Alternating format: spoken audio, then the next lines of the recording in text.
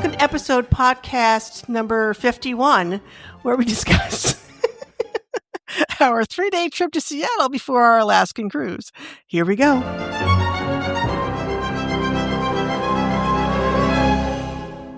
Hi, and welcome to the adventures of Two Gray Mice. I'm Meg. And I'm Rob. And we are Two Gray Mice.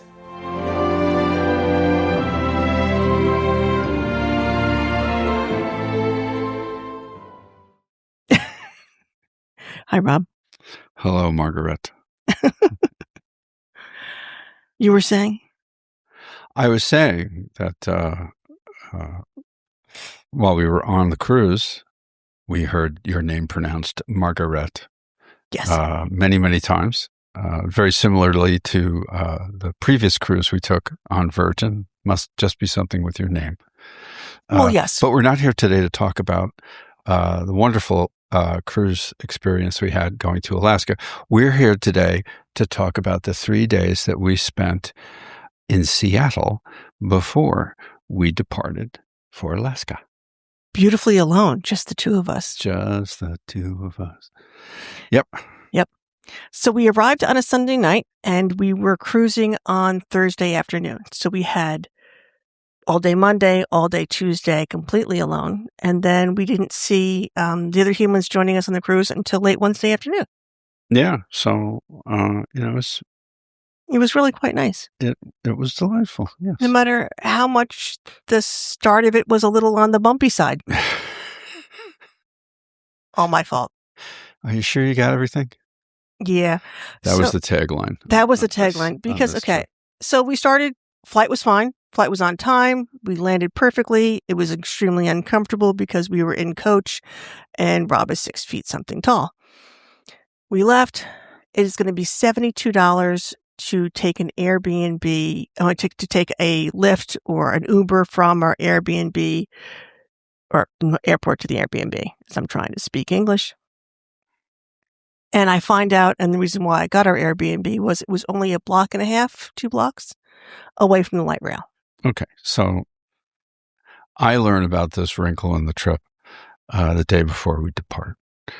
Fine. We're going to take mass transportation from the airport to the Airbnb. Each of us has 2 pieces of rolling luggage. Each of us has a backpack. Right. We're going to Seattle, City of Hills. Yes. So I asked the host of the Airbnb before we got there, how big of a hill is it between the light rail station and the Airbnb, knowing we're going to a City of Hills? Right. And the Airbnb host, being a resident of Seattle for many, many years, judges this hill to be slight. A slight hill. A slight hill. Yeah. So that's a comparative thing. And I guess it depends upon where you live. It wasn't 45 degrees or anything like that, but it was. It was more than a slight hill. More than a slight hill. But it was more than a slight hill with 2 pieces of luggage and a backpack. Right. Well, here's what I will say. So the mass transportation that we encountered from the airport to the Airbnb was immaculate. Immaculate. The stations were clean. The patrons were polite. The elevators worked. And didn't smell. So did all the escalators. Yes. A well cared for piece of transportation, which they are expanding. Which they're expanding. Yeah. So that part of it was nice. Would have done us a little bit of good to look at the Seattle Mariners schedule. Well, no, we would have been fine. If. So the light rail station at the airport is all the way through the garage. Yeah. At the far end of the garage. Right. From baggage claim. From baggage claim. Good 12-minute walk. Right. To get and there is a shuttle from like halfway to there, but we didn't see that until I was on my way back the second time. Right. So we get out there and I have to buy tickets. So I reach for my wallet. What wallet? What wallet? It's not there. No, I had checked the seat back of my airplane seat several times because I kept thinking I'm missing something. But I couldn't see anything in there. Well, it turns out I was missing my wallet. So I left Rob at the station with the luggage, and I booked to the United counter, which was the farthest spot humanly possible from where we were standing. Yeah. And luckily I found out later that it could have been an entire different place that required me to take a shuttle to, but I didn't even know about that. Right. But, on a positive note, the folks, and we saw them, we passed them as we were leaving the airliner. Yeah. The crew of 3 was in there, already in the process of clearing the plane out. They did their job. They found the wallet. They brought it to the person at the gate. To the person at the gate, and you were reconnected with your life. So I went back to the United counter. Luckily, I keep my passport separate from my wallet, so I had ID to get through security. Always keep them separate. Even if it was my passport card, it would have been separate from my wallet, so that I had ID to get through security. Again, the person at the United counter gave me a pass, it looked like a fake boarding pass, but it said, No, it wasn't the kind of pass you got in high school. No, not like to go to the bathroom. It was like a key. Yeah. And then when I went to security, they looked at me, they looked at the pass and went, okay. And they let me go through pre-check because I had nothing on me. And I also have pre-check.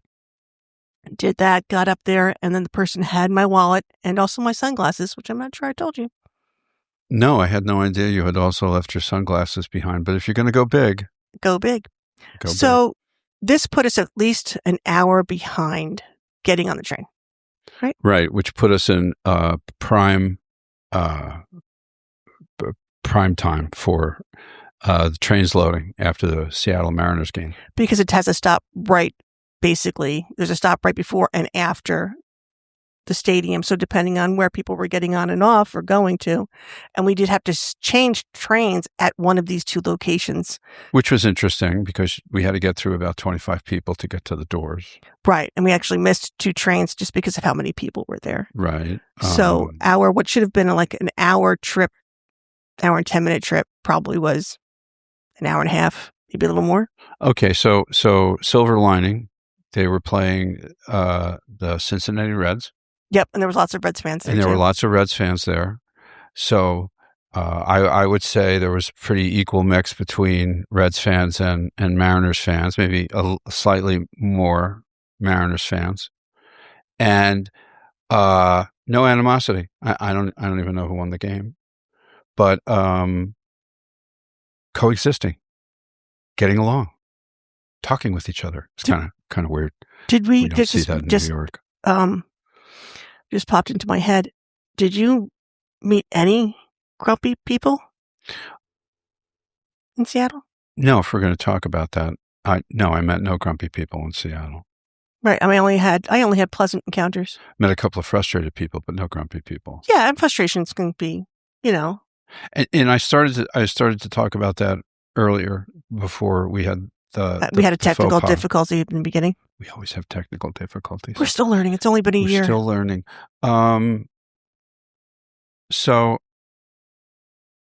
a couple of friends of ours, when we were talking about heading there and spending 3 days in Seattle, were like, why would you want to go to Seattle? And I was like, what's the matter with Seattle? Oh, there's all the crime.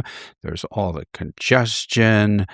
There's, it's just not a nice place. I don't know what Seattle they were talking about. It was not the Seattle that we met when we were there for the 3 days that we were there. Everywhere we went, we found accessible citizens and really good beer. Yeah. Really. Or cider, because it was Washington State. Yeah. The other home of the good apple. All right. So doing the research before we went, I had no idea how many breweries there were in Seattle. No. There's nearly 70 functioning breweries in Seattle, and they range from exceptionally large operations to very, very small operations. any kind of beer that you're looking for, any kind of beer that's brewed in the world is probably brewed there in Seattle. Probably. Yeah. And I come to find out that one of the latest crazes in Seattle are Pilsners. Some very, very tasty Pilsners. Did you, I think the entire time and we'll get to it when we probably find that pub, but there was only like one beer you kind of went, Didn't right? Didn't really hit it for me. Yeah. Right. Just that one. Just that one beer. Just that one. And I didn't find a cider. There were some that were like, ooh, and I, of course, didn't write them down. Would have loved to have, gotten again and again. But also a lot of them were, they're local. I'm not going to find them anywhere else besides Seattle. And the interesting thing about the majority of the places that we went is none of them had kitchens. There were a couple that did, but the vast majority of them don't have kitchens. But what they do have is they have a food truck. And you can tell that some of these food trucks haven't moved in years. It's just parked there, and it's a separate operation outside of ownership of the brewery. But tasty eats, no matter where we went. Very, and again, just, a great vibe.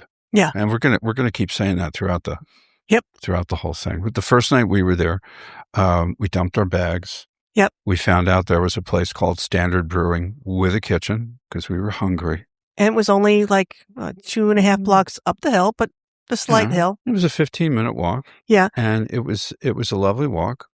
And we both got the tostadas. Those tostadas were just... The tostadas were so good. He got tuna, I got shrimp. I got a local cider, like I said. And sometimes ciders, if anybody is a cider drinker, go from like so tart you feel like you've had a Sour Patch Kid to so sweet you feel like you're sucking on a lollipop. And I don't like either end. The Duck gets close to the Sour Patch Kid. The Duck is our local brewery that we love. And I would say I had that middle range pretty good. Some of that were definitely more sour. Some were definitely more sweet. This one was a little more sour, but very good. Yeah. Yeah, very good. And it was like, unlike beer where you get a Pilsner, you get an IPA, it's just that like sour chart. And I almost wish somebody would just like have like a rainbow chart or something, with the dial that helps you figure out where that particular cider is going to be, Yeah. And the neat part too about Seattle is it is a very active fishing port, not just a transportation hub. Oh yeah. Very active shipping hub, port. But a very active fishing port. We'll get to more of that later. But so my tuna was exceptionally fresh. Your shrimp is exceptionally fresh. Not that I tasted any of them. But your shrimp. And so a lot of the places where we went, I ordered the seafood, and I didn't have a bad meal while we were out. No, I think yeah. I think all I got was seafood in Seattle. Yeah. So we recharged. We got our bearings. There's the whole time differential thing, and we were getting ourselves prepped for the first big adventure Monday morning. Right. We got some eggs for breakfast, and we purposely watched a movie, didn't we? So that we try to keep ourselves awake a little longer. We purposely watched a movie to stay up late. Yes. I think we made it to 9:30. Yes. Which was woohoo. Yeah. So Seattle is broken up into neighborhoods like most major cities. But like dozens and dozens and dozens of neighborhoods. Dozens, yeah. And some are tiny, tiny, tiny, and some are pretty big. We were in the Judkins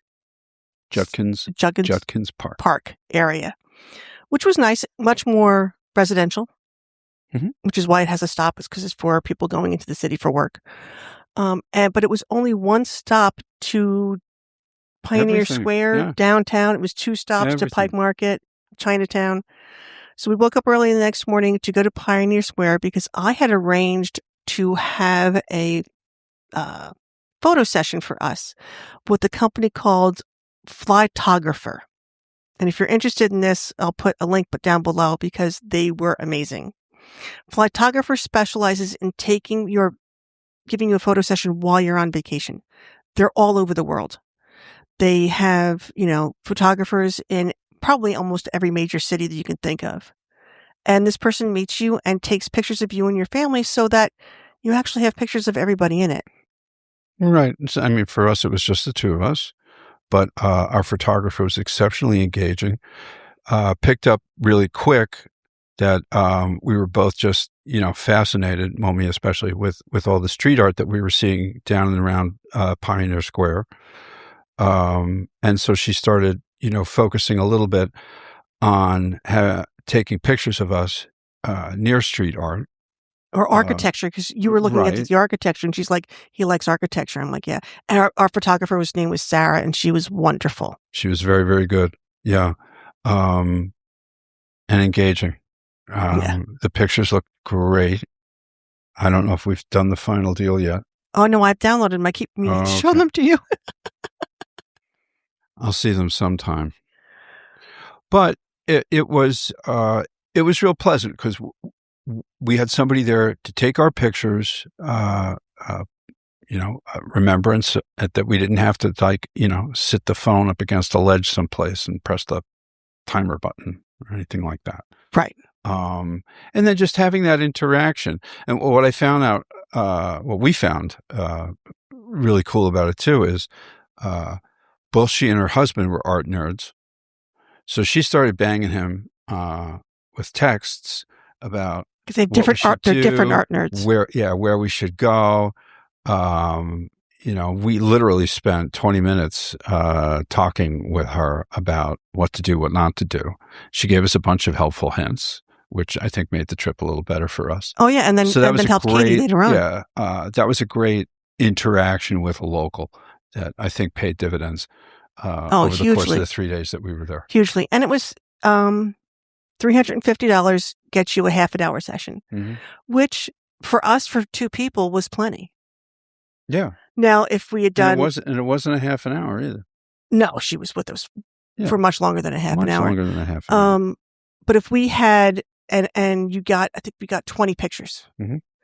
Now, if it was all five of us, if I had done it, just decided to do it when all five of us were going to be there, maybe the hour would have been more useful just trying to, wrangle cats. But I'm not sure. Yeah, I'm not sure. Yeah. And it wasn't really all that much more for an hour. And they, like I said, and what the photographers have to go through to work for a photographer, they're spinning their portfolio and everything. And you get to pick your photographer. Yeah. So I picked the time and the day we wanted to do it. And two photographers reached out to us and said, we would like to do this. And I got to look at their full portfolios and decide which one I wanted to use. And personally, for my clients, I will recommend this forever because it was a wonderful experience. Yeah, and it didn't take a lot away from our vacation. No, it didn't take anything away from our vacation. I mean, if you can, it actually added to it. Yeah, if you can boot the expense, right? That's the thing right there. But as I said, so nice photographs, great interaction, lots of local tidbits and tips that I think made our stay there better. Wholeheartedly recommend them. I hope everybody has the same beautiful experience with their photographer as we had with ours. Yeah. She was great. Yeah. Yeah. She was fantastic. So then after we got done with the photo shoot, we did a lot of wandering around. Checked out Pioneer Square a little more. Yeah. This was one of those vacations where I think we were logging 22,000, 26,000, 28,000 steps. Yeah, we were doing Disney days. Yeah, it was a lot of walking, up hills and downhills, and well, first we had to wait a little bit, so we did go to, how do you spell that? Say that Zygist Coffee, right? And got coffee and tea because we were both slightly undercaffeinated. Right. So when I was doing the research, they said, okay, so Starbucks started in Seattle, but don't go to Starbucks. You want to go to Zeitgeist. So we went to Zeitgeist. Or other mom and pop places that are just right. There were a couple that they recommended. Zeitgeist was right there, right adjacent to Pioneer Square. So that's where we went. Great coffee. You had your tea. I had my tea because we had no tea at the Airbnb, so I failed to buy some. The breakfast sandwiches were nicely prepared and yummy. The vibe was cool. It was great because they had bookcases there. They had publications. Uh, Definitely set up for you to stay and get some work done or read your book, or they were not shuffling you out the door. No. But it wasn't packed either. No. But what I found interesting was, so when you went up to the counter, to the right of the counter, they had this bookcase, and that's where the books and the games were. But there were also newspapers there, and it was really interesting because you had side-by-side piles of the exact same paper. But the pile on the left was the papers that were available for sale. Right. So if you were picking up your paper and going to work or whatever. The pile on the right was the same paper that somebody had bought and left. But the way the tags were written out, they had some very funny tags, were really hilarious because basically, they weren't threatening you with bodily harm if you took one of the papers that you should have paid for, that didn't pay for it, but they were intimating that, bad will things. Bad juju upon you. Bad juju. Okay. But great vibe. Like Meg was saying, a little on the industrial side. But a lot of wood throughout, and very warm, very inviting. Nice cup of coffee. And, we did actually record an entire fabulous, really good podcast on our plans for Seattle, like a pre-trip report, only to have the disc in my thing be corrupted. So we got none of it, and which is why it's been 3 weeks since you've heard from us, because we didn't have time to re-record it before we went off to Alaska. We were busy vacationing. Right. So one of the things that we decided to do when we were in Seattle, because it just seemed interesting to us, and we were like, okay, this is either going to be really interesting or it's going to be hilariously stupid, was the underground tour. And it was really interesting. And I did some research on which one, because there's two. It's like, and I can't remember, it's like Bob's Underground Tour or Beneath the Streets. Right. And we did Beneath the Streets. And once again, it's like we've found a lot of times when we go and do these things and we seem to luck out, we got a really interesting, really approachable, really engaging guide. And we had a group of about, I want to say 30. Yeah, thereabouts. Which to me was a large group. She managed them expertly. She was fantastic, very knowledgeable. For those of you who don't know the history of downtown Seattle, when the gold rush came, there was no gold in Washington. The gold was further north. But Seattle was the perfect place. There was plenty of timber. Yep. Plenty of timber. And it was a waypoint. It was a stopping point. And that's where you got all your supplies to go. Right. Kicked off all of that. But it was a tidal flat. And so this is something else that being on the Northeast, we're not really familiar with. 20-foot tidal swells. Yeah, we don't get tides like that in like the Northeast. So you can imagine 10,000, 12,000 people living in this tidal flat and what was then the downtown area of Seattle. And then at high tide, all the streets would flood. Everything would turn to mud. But everybody was using outhouses. So all of that was coming up there too. So then they had... major cases of dysentery and everything else constantly. But they had what almost every major city at that time had. They had a gigantic fire, started off small, and the next thing you know, 30 square blocks were gone because just about every building was wood. And they call it the Great Fire of Seattle, not because of its size, because it was great for Seattle. Because it was great, yeah. And so when the town planners got together and commenced rebuilding the city, they decided that they were going to blast a lot of dirt off of the hillsides, come down to bare rock, transfer that earth down towards the shoreline, but they were going to build everything up, basically one story. Now, some of the folks had already started rebuilding immediately, and they weren't going to wait for all of this other work to occur. Thus, the whole underground. So you had basically one full story underneath what is now the existing ground floors of just about all the buildings in downtown Seattle. And she was great. She pointed out the different types of ceilings, so you could tell whether you were underneath roadway or whether you were underneath sidewalk. And for the most part, you're underneath sidewalk. Well, you can't be underneath the roadway. Right. They built walls like where the curbs are, walls, and then filled in the center, and that's what the road is on, so that the road is strong enough to support a car. Because back then it was the tour was part underground, part above ground. Eowyn was our tour guide. She was fantastic. Highly recommended if you go to Seattle, and if you can get her as your docent. She's I don't know what the other docents are like, but we did pick Beneath the Streets because they had much better reviews. And exactly. And just again, fascinating. Yeah. Of course, I'm a history geek. I mean, really fun. I wouldn't have got my master's degree in history if I wasn't, but it just really fun, very interesting. She was beautifully entertaining. Just a really good time. And it wasn't just, the interesting thing too, I thought about the tour was it wasn't just a tour to talk about how this hidden understory basically came to be, but she also wove in a lot of the history of the area of Seattle, of the transition that occurred when white settlers began to arrive, and how the city grew up around the indigenous people who lived in the area, and how there was more of a give and take.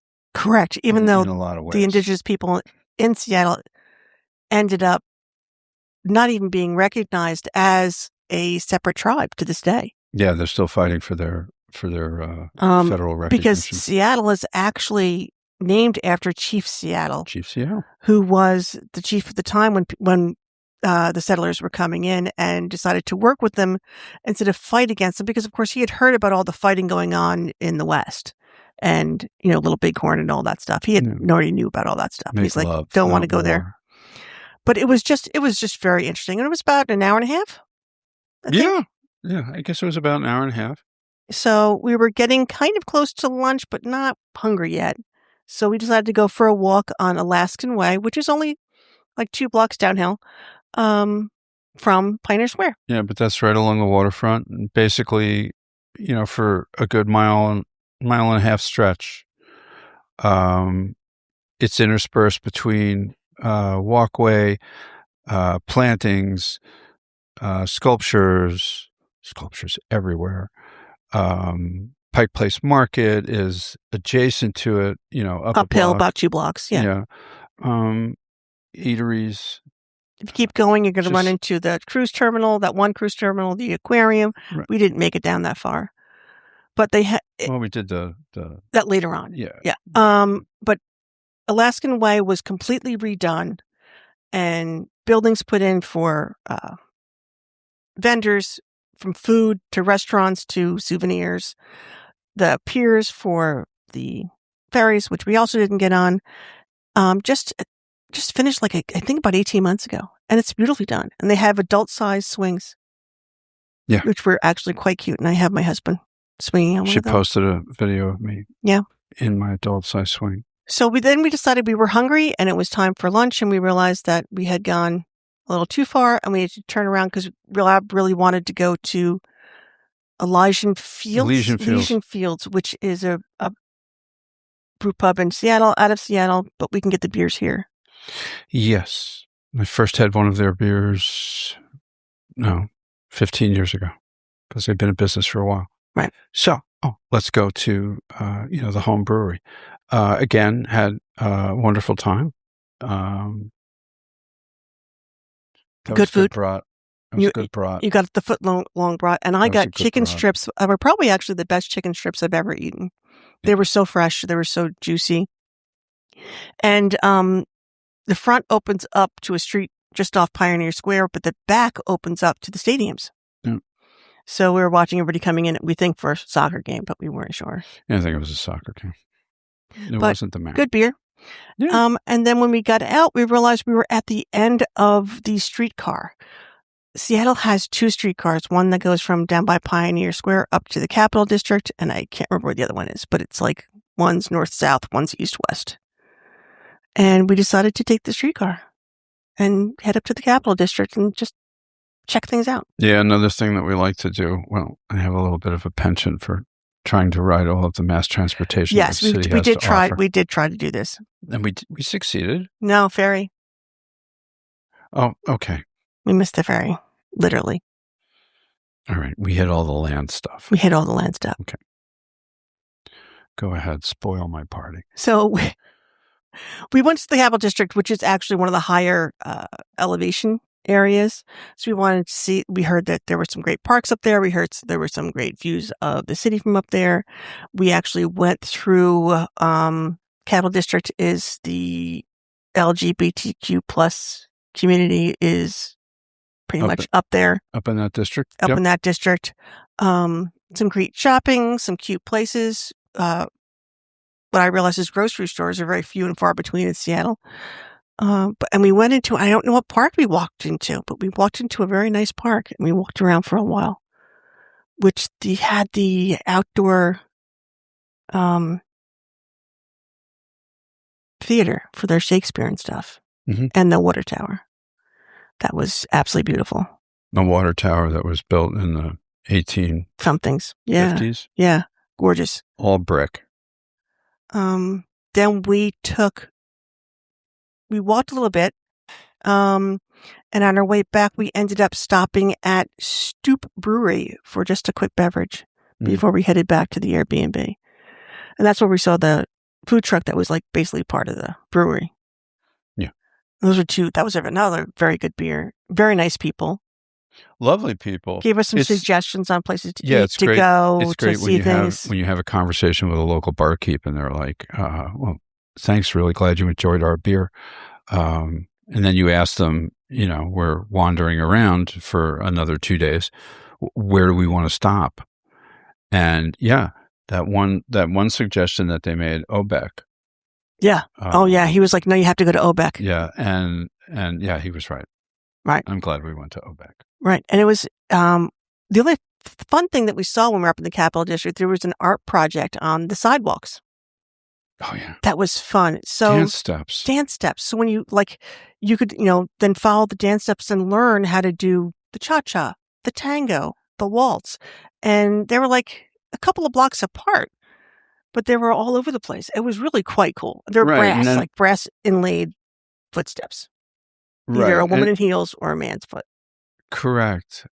And laid out on the sidewalk in the concrete, in the exact pattern that, two people would use or utilize to learn the step, to dance. And I thought it had some like deep connection to the history of the city of Seattle. Or that district. No, there was an artist who said, hey, I got an idea. And pitched a proposal, and the next thing you know, he gets a grant. Right. And the next thing you know, there's 20 spots around the city that have these dance steps in the sidewalk. Yeah, because there's it's fantastic. Yeah, there's art all over the place. There is art everywhere. And what I found very interesting is that some of it was organized, some of it was not. There was that park that was just down the street from us. Oh, yeah, that was just kind of like random. They had two side by side. They almost look like rinks because they had rounded, like 3-foot walls that surrounded them. The one day we were there, we saw kids playing roller hockey. Mm-hmm. Then there were kids playing what appeared to be lacrosse on bicycles. Yes, that was hilarious. Yeah, and they were earnest about what they were doing too. Yeah. But so surrounding all or painted onto the walls that were surrounding both of these rinks were basically graffitied murals, and they were fantastic. But it didn't look like an organized project to me. But it did look like somebody was like, yeah, you think you can do street art? I'll show you a little street art. Yeah, sometimes you definitely look like a little one-upsman. Yeah, and we'll come back to it over and over and over again. The art in Seattle is fantastic. Yeah. Fantastic. So then we took the streetcar to Chinatown. In Chinatown, we picked up the light rail and went back to the Airbnb up our slight hill. I ordered groceries from Instacart to arrive the next morning for eggs and coffee and, more importantly, tea and milk and all that fun stuff that all of us were going to need. And then we had ordered takeout from a restaurant called Med Mix. And we brought it back to the Airbnb. It was good Greek food. It was really good Greek food. Yeah. Really good Greek food. Again, going online, searching, looking for reviews. Yeah. They don't lie. So the next morning we had to wait for the groceries. So we kind of slept in. A little bit of a lazy morning. Very lazy morning. We didn't really get out, I think, until almost 11. And I didn't mind at all. No, it was good. It was good because we had a goal for this day, which was to watch the sunset in Kerry Park, which is why we didn't mind the late start. Right. Because the sunset in Seattle is 9:30. Yeah. At this point in time of the year. Yeah, and it was late when we got back, too. Yeah. Yeah, it was late when we got back. So like the night before, we were tired and it was already late for us for dinner and the sun was still up. So that's why I was like, okay, let's have a later start, hit the road, knowing we're safe. Right. So this was the day that was really great because we got to take the monorail. Yes. Well, we took the train to that mall where we picked the monorail. Right. And to go to the Space Needle. To go to the Space Needle. And Sarah, our photographer, said, don't go up the needle. It's very expensive and all you're doing is staring down at the city. And that there was better views at Kerry Park and the other parks. Right, which we did find to be true. Not taking anything away from the Space Needle, but I had to actually, touch it, which I did. Yeah. It was a very hallowed, humbling experience. Massive structure. And when you see it from a distance, you're like, it doesn't look too big. When you're standing at the bottom of this thing and you're staring up. But really the big reason for going up to Seattle Center was to ride the monorail. Yes. It's manufactured, it was built by the same company that built the monorail at Disneyland. It looks very, very similar. Yep. Now I haven't ridden the one in Disneyland because it wasn't operating when we went. We were there. But people tell me it rides exactly the same. It goes about 2.5 miles an hour. It's only 2 stops. Yep. The mall on one end where we got and the Space Needle at the other. And the Space Needle at the other. Because the Space Needle and this were both built for the 68 World's Fair. World's Fair, yeah. Yeah. Yeah. But our chief reason for going to Seattle Center was the Chihuly Gardens. I've been a huge fan of Dale Chihuly's. And Rob introduced me to Dale Chihuly, and I became a huge fan of Dale Chihuly. We've had the opportunities to see Chihuly in Boston. We've been down to the Bronx Botanical Gardens a couple of times to see the installations there. So the idea of being able to walk through a dedicated garden that's nothing but Chihuly was fantastic, but it was also a big history lesson too. A lot of films about how he developed his style, how he came to be, why he became so successful. His permanent installations are gigantic and beautiful. Because there is a whole indoor section first. Right. But then they have this special atrium that they created just for this one installation. Well, he designed that too, yeah. He designed the atrium and the installation. Just blew us away. I just wrote, wow. Yeah, blew us away. I didn't know how else to even describe his work. And if you go on our Instagram, you will see a quick sampling of that art. And those pictures do not do it justice. And it's your good photos too, because it's just wow. I took good photos. Yeah. Rob took his real camera. So we had a great moment. I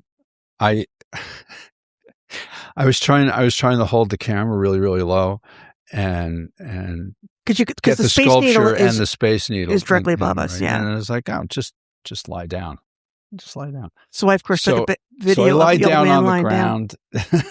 There I am, focusing up through the sculpture at the Space Needle, And I snap off 5-6 pictures. I get up. And there was another group that was sort of wandering through there at the same time. And Meg's like, you see the guy in the plaid shirt? And I'm like, yeah. He's like, he was taking your picture. And I was like, what do you mean he was taking my picture? He's like, oh, he was taking your picture while you were lying on the ground taking a picture. And I was like, yeah, he's going to get home and go, look at this idiot. Right. So lying on the ground. So I took the picture taking too. Pictures. I took a video of you trying to get up. Yeah. I'm not sure I posted that. I might have. Anyway. I hope you didn't post that. I don't think I did. Then we walked around the area for a little bit. We still have that informal agreement. Yeah, I know. If you want to go back on that. I got a library full of stuff I could break out. We walked around the area for a little bit, and unfortunately, both of us, we both kept thinking there was something else we wanted to see in the area, and it wasn't until the next day we realized it was the sculpture park. Yeah, there's what they call the Olympic sculpture park, which is 2 blocks away from where we were. 3-4 blocks down towards the water. 27 distinctive sculptures that are along paths that are carved into the hillside and run along the bay. So we didn't get out there, but we left Seattle Center and we headed out to the Ballard Locks via lift. Yeah, because it's a horse. And Ballard's the place where there are, I think there's 16 different breweries, and they're all within a 6-block area. So it's shooting fish in a barrel. But the Ballard Locks were fascinating, and we were there when they were actually in operation. Right, letting boats through. So they were letting boats through, and then they were resetting, and they were loading, coming in the other direction. Right, so we saw the locks going from the low end to the high end, and the high end to the low end. Yeah. The guys who were working the locks, very, very professional, screaming at people not to cross. Can't you hear the bell? Because they have walkways that go across these locks. That's how you get from one side to the other side. Right. And the walkways are fine, except when they need to move because they swing open with lock. Yeah. When the boat goes through. Yeah. So then from there, we took another lift. Well, first we walked through the botanical gardens on the other side, right, which were gorgeous. Beautiful. We saw the salmon ladder and saw our first salmon trying to swim upstream. Yep. And then we saw something else in the water that was rather large. We were unsure what it was. I thought it looked like a dolphin, but it could have been a sunfish. I don't know. Yeah, it could have been a porpoise. Could have been a sunfish, because apparently the sunfish there get pretty gigantic. Big. Yeah. Yeah. And then we took a lift from the other side of the botanical gardens down to downtown Ballard. Well, the industrial section of Ballard. Yeah, we went through where all the shops and stuff are, and then another block off, because there was 4 within a block and a half, 4 brew pubs. Obeck, which has gotten recommended to us that we really wanted to go to. Urban Family Brewing, which I had heard a great deal about, and then Reuben's Brews, we'd heard a great deal about. Yeah, and Reuben's has a nice kitchen, so you can get food there too. Again, so one great vibe after another great vibe after another great vibe. Beverages that were delicious and tasty. The only flight I got the entire time we were out was the one at Obeck. Right. Just because that was what was recommended to us. And what's interesting about Obeck, just to nerd out beer wise for a moment, what's interesting about Obeck is so a lot of the beers that are currently being brewed in the United States of America all have a pretty high ABV. They can go anywhere from 5.9 all the way up to 10.2. Obeck, most of their beers are brewed in the Czechoslovakian style, and the ABV is much lower. Same ingredients, just made differently for a lower ABV. I found all of their beers to be very tasty, and interesting slant, right, from a lot of the Northeast IPAs that I'm exceptionally fond of. And that cider was right down the middle. It wasn't sweet. It wasn't tart. It was just yum. Right. And the other thing that we discovered while we were wandering around to all these different breweries is they, here on the East Coast, we're familiar with the Northeast IPAs. Right. They've started brewing what they refer to as a Northwest IPA. And really, really interesting. Yeah. Really interesting. All we're doing is talking about beer and cider. Yeah. Well, that's what we did. Then we went to Urban Family Brewing, just had another, you got a full beer, I got a full cider. Stoops got another location there. Stoops was right next door, but we passed by because we did Stoops the day before. We did Stoops. Then we both got burgers, I believe. Did we get burgers at Reuben's Brews? No, you got a Reuben. No, I got a Reuben. I got a Reuben at Reuben's. I think I got fish and chips. That was a good Reuben. That was a good fish and chips. Then we finished there, and it was about an hour-ish to sunset there when we left Reuben's, and we picked up a lift to take us to Kerry Park to see the sunset. Now, when you think of Kerry Park, when you think of your beautiful picture of downtown Seattle with the Space Needle in the middle and Mount Rainier in the distance, that picture's taken from Kerry Park. And I was expecting a pretty good-sized park. No. It's like... So it's literally about maybe 400 feet long and maybe about 50 feet deep. Right. Now it goes down a cliff to a play area for little kids. Right. There's a smaller area down below, but you're not going to get any views from there. Everybody crowds brick wall along this brick wall. And as we come to find out from some of the locals, every night it's like is this. Happening. It really only isn't a happening if it's like pouring out. But if it's lightly raining, even if it's lightly raining, there will be hundreds of people up there. Because when it's lightly raining, supposedly the sun off the clouds and everything else gives you these the buildings, amazing colors. And we should say too, we didn't have terrible weather. We didn't have fantastic weather. It never rained on us, though. Never really rained on us while we were in Seattle, but we never saw Rainier. No, it was hazy the entire time. It was so hazy the entire time that I think we saw it briefly once. I was like, there it is, and then it was gone. Yeah, and then it was gone. Briefly appeared. But of course, for us, it was just we saw mountains, not just Rainier, and just mountains with snow on top. So people were like, well, you have mountains. I'm like, no, we have really big hills. Compared to your mountains, yes, we legitimately have mountains, but they're so tiny compared to the ones out west. Right. And while we're talking about mountains, it just made me remember on the flight here, we happened to be on the side of the plane that was passing, that was adjacent to Mount St. Helens. Right. And the person next to me who had the window seat opened the window at that shade just as we passed Mount St. Helens. Right moment. And so what we were talking about, both of us remember the eruption. Yes. Both of us remember the National Geographic article that came out the month after. Could not believe the devastation in those photographs. When you're flying by this thing and you just see how and you're much, next to it. You're not above it. Right. You're next to it. But you see how much of that face is missing.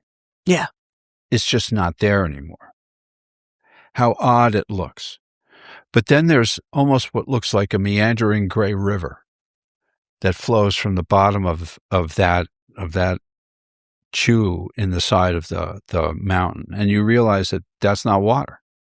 That's just what's left still of the dust all and the debris ash and that was broadcast out and the flow off of the mountain. And we talked to somebody about it. And I can't remember who we talked to, but she was describing her experiences because she was approximately our age. And they lived outside of the city someplace and just waiting for the dust and not being able to leave and a whole bunch of very interesting things. But this was almost 40 years ago. It was in the 80s, correct? So, I mean, and you can still see the smaller trees, the trees that were trying to come back, and you can still see the bigger trees, which we'll talk more about when we get into Alaska. Yeah, but there was green everywhere. Yeah, green, absolutely everywhere. Absolutely everywhere. But just, I mean, a reminder of a visual reminder of the power of nature. Oh, yeah. Yeah. Absolutely gorgeous. Just fantastic. The next day, we went home. All right. Next day was a fun day. We took our bus back to downtown. We took our train back home. or actually we just took a lift right back home. And the next day we had a very nice breakfast. We took the train into the city, and then we picked up the number 32 bus to go see the Fremont Troll. Yep. Which is a concrete sculpture underneath the bridge, slightly up a hill. I'm going to keep saying that. In the Fremont area of Seattle, which is North Seattle. Right. So in that area, you have a number of eateries. It's another area where there's an awful lot of older, I would say lower class homes, but there's a regentrification that's going on. So you have new construction that's going on everywhere. You do have more retail moving into what was largely just a commercial area. And we saw the troll. Which was very cool.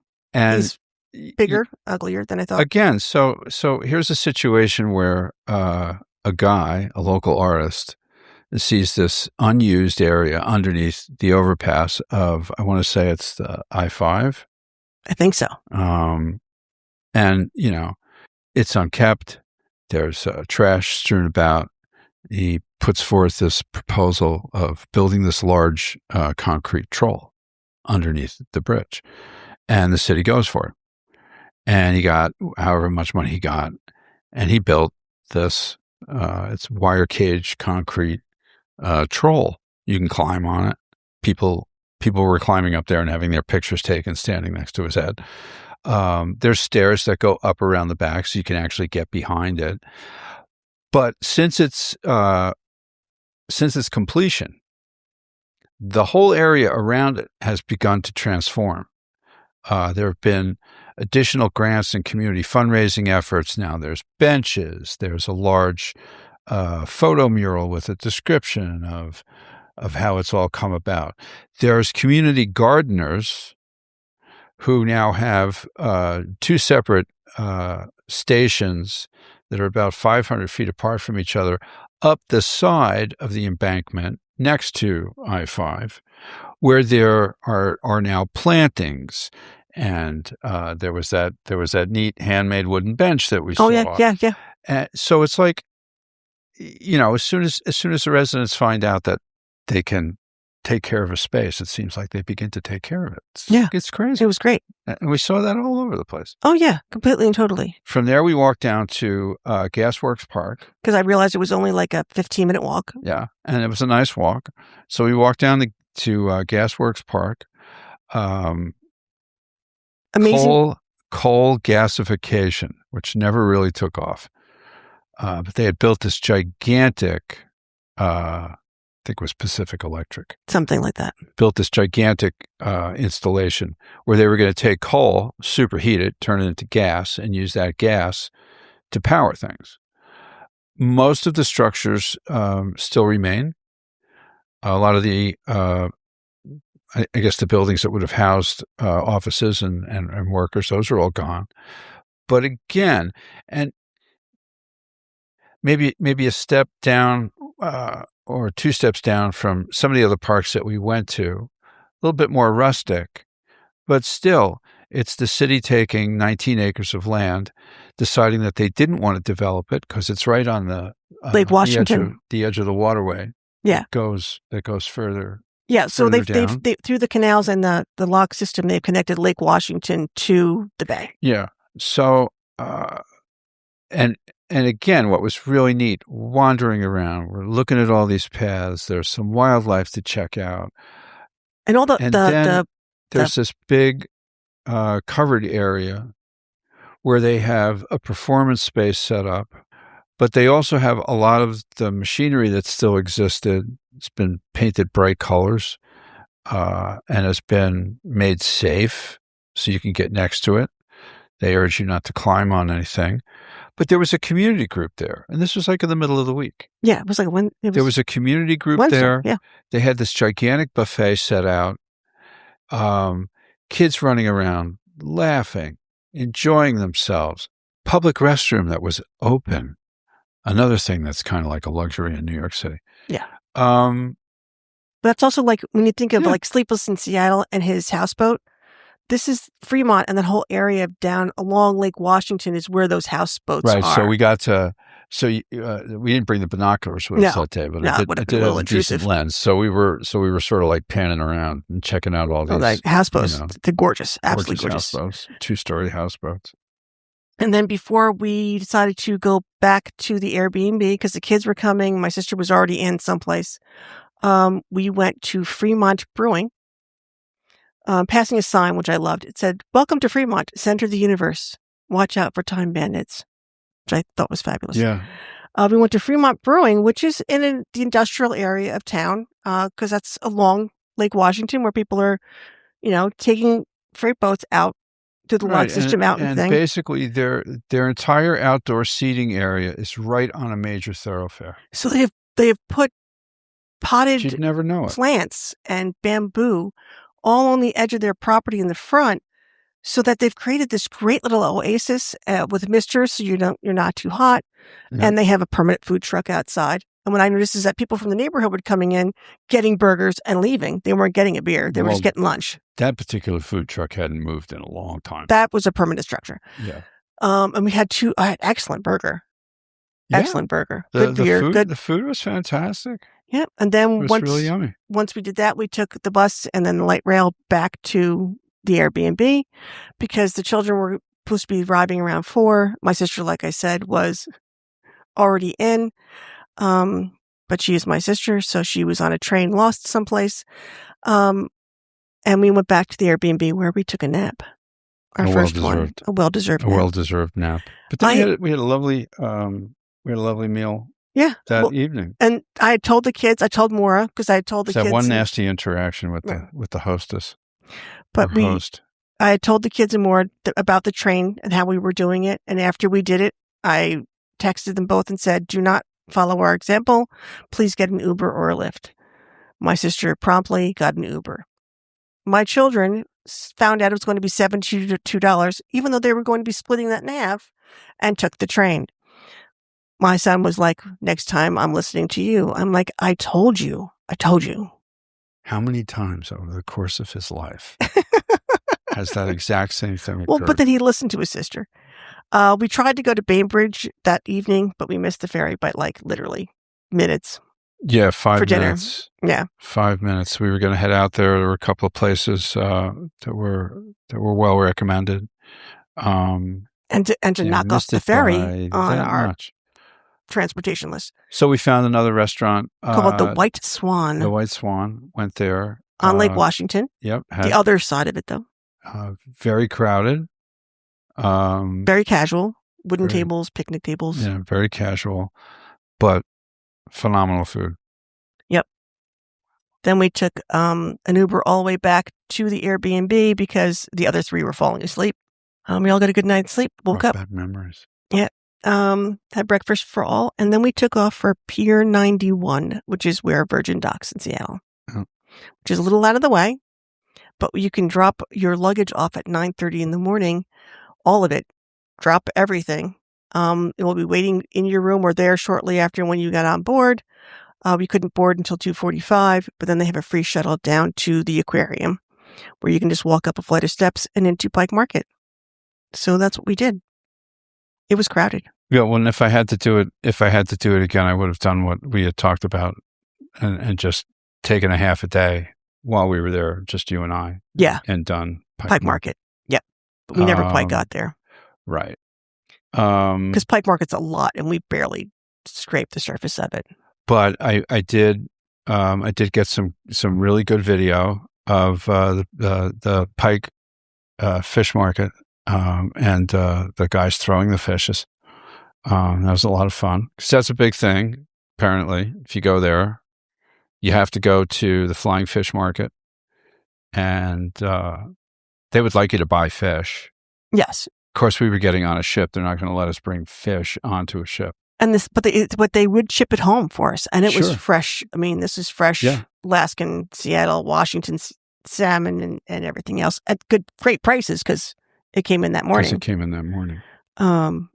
But it was. But again, a lot of our art vendors are there now. Pike Market is at one point They were going to take a wrecking ball to it, but there were a number of merchants who had set up in the market in the 60s. There were a number of seafood businesses that just said, no, this is our home. We're not leaving. And farmers markets that came in. How do we work around this? And another great example of the city of Seattle listening to the citizens of Seattle and figuring out how do we make this work. So now there's over 280 separate vendors, 4 floors across 2 buildings. Yeah. You could literally spend the entire day there and probably not see everything. Easily. And everything from handmade jewelry again, to fruits and vegetables to vinyl. Very approachable vendors. Just a real great vibe. But yeah, it was very crowded the day that we were there, and there was a lot of jostling. Yeah. Because a cruise day can add, because the other cruise lines do the same thing. You can check your luggage and then you go to Pike Market because it's right there. So a cruise day can add 7,000 people to that downtown Alaskan Way Pike Market area. Yeah, because that's where the shuttle's going. The one thing we do want to add, so we actually had to print up extra tags for our bags to make sure all of our bags had for our room, so it ends up in the right spot. Had the Virgin tape tags on them, so they would know which bags were ours. And when we did arrive at the ship, there was our luggage sitting out in the hallway. Yep, just waiting for us. So you didn't have to schlep it all around. That was great. That was great. Yeah. And then we wanted to have a bite before we got back to the boat. Right. The kids took off and did the Seattle Aquarium. They were doing the aquarium, which they loved because it was just too crowded for those two, and they loved it. But Timmy loves aquariums. Yeah. So my sister Maura, me and Rob went to Old Stove Brewing. Which again, packed, very, very crowded. But one of those instances where, it's a big picnic table. There's a couple sitting at the one end of the picnic table. Is this seat taken? No, please join us. And right. Actually, he called out to me because I was looking. It was obvious that I was looking around. Conversation with them while we were having our food and enjoying our beverages. Friendly. And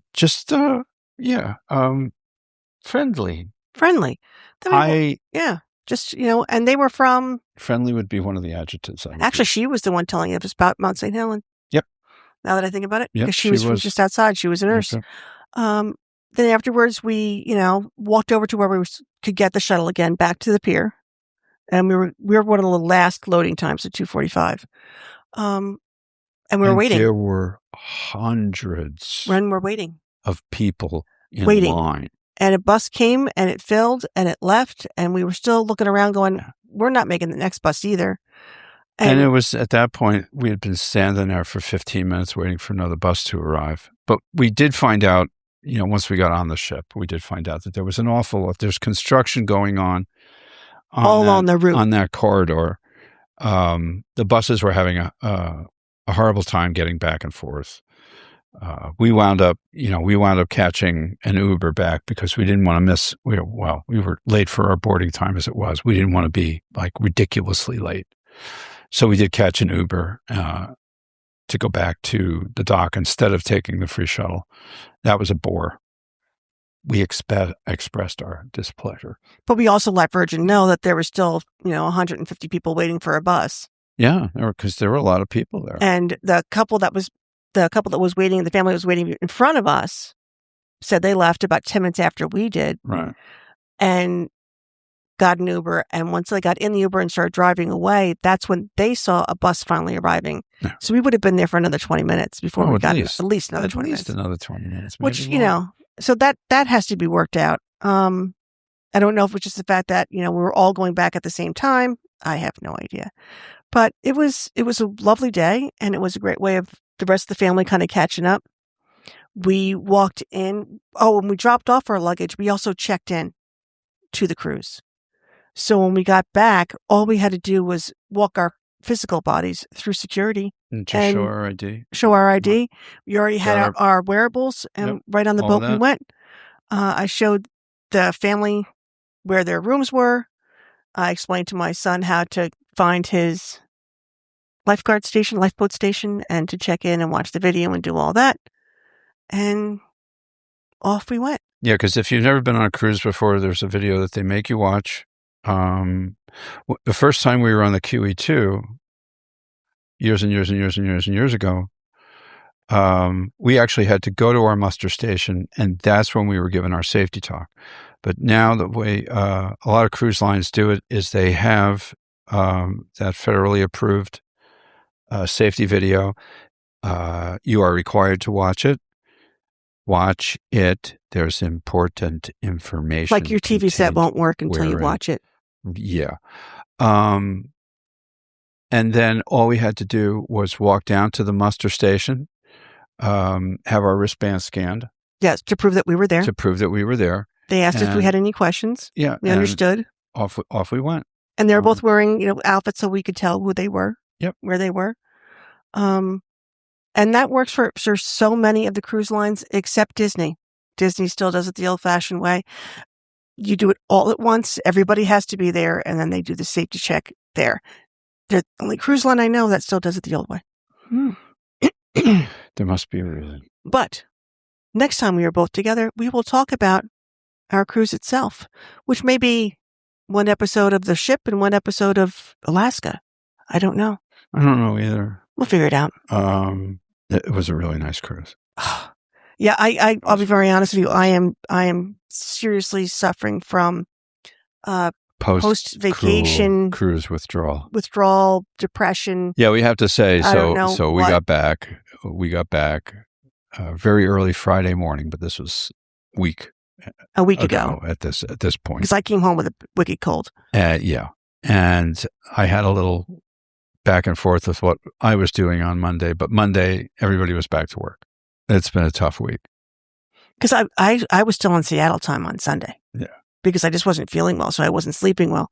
But then also just it's also been hot and humid here, and we had such beautiful weather. Oh, we really did. We had beautiful weather the entire time, really and it was did. just and to look out a window and see these amazing mountains and a dolphin or a porpoise to sit there. It was just amazing. Topography is so different. We'll talk more about that. Yeah, I know we will, because it was just just fantastic. So please make sure you like, follow, subscribe, so that you can keep getting all of our podcasts and listen to the next one about the cruise itself. So thank you for listening to The Adventures of Two Gray Mice. Please leave a rating and review wherever you listen so others can find us. Because remember, feedback is a gift. You can follow us on Instagram at Two Gray Mice Podcast. You can send any questions about your planning vacations or anything about the cruise lines to 2graymice@gmail.com. So until next time, I am Rob. And I'm Meg. And we're Two Gray Mice. That wasn't terrible. We're getting a little better. It's taken us a year. We are, not we're. Yeah, I know. Okay. It's all right. Try it one more time? Sure. Okay. Until next time, I am Rob. And I'm Meg. And we are Two Gray Mice. Fabulous. Thanks so much for tuning in. Until next time, See folks. you next time. Bye-bye. Bye-bye. Hit that button.